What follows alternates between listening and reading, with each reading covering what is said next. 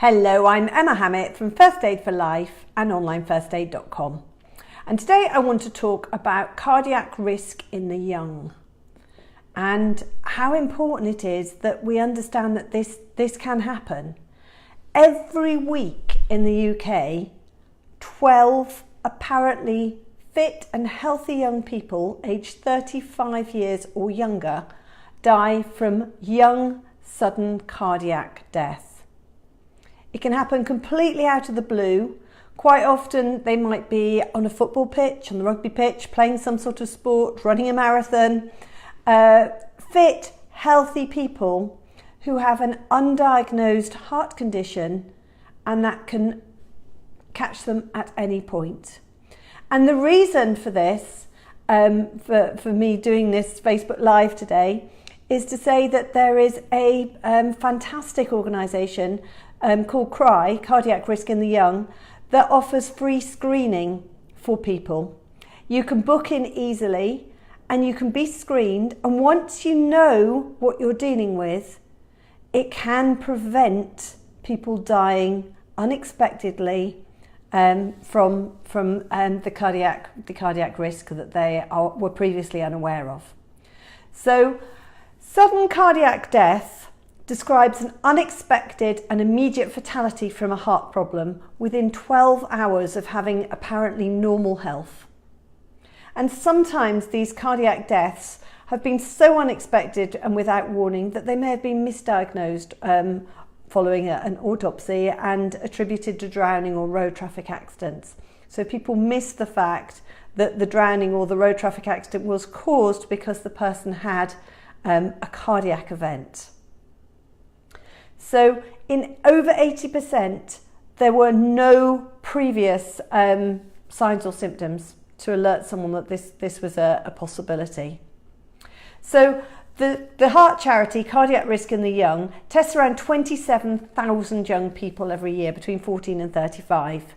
And it was launched in 1995. And it does an absolute fabulous job.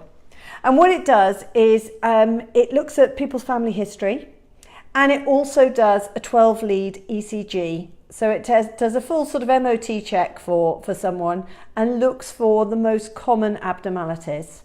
So it's looking to see if there is any form of a congenital condition that has been undiagnosed, or a valve condition, or any cardiac arrhythmias that are happening.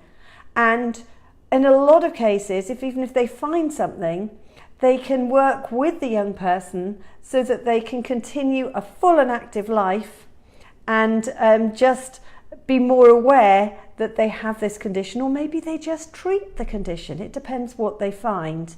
But it is much better to have had the test done and know what you are dealing with.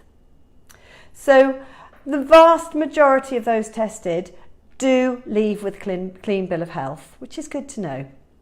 About 4% of them will go on to need further tests, so they may have an echocardiogram or some form of an ultrasound, or need some further investigation just to check things out.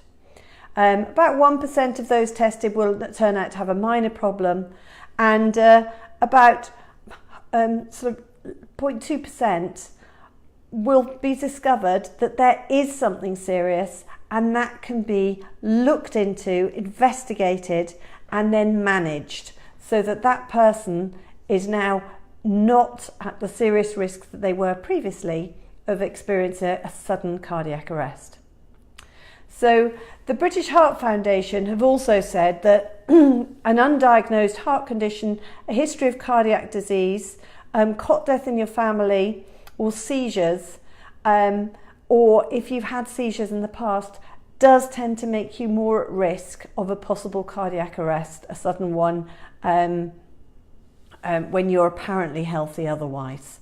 So again, if you're not going along to Cardiac Risk in the Young, but you've experienced one of those previous sort of predispositions or something that might make you more likely to have a cardiac arrest, then discuss that with your GP.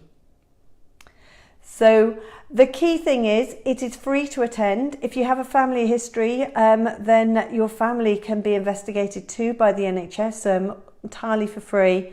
And they will pick up that there might be something wrong.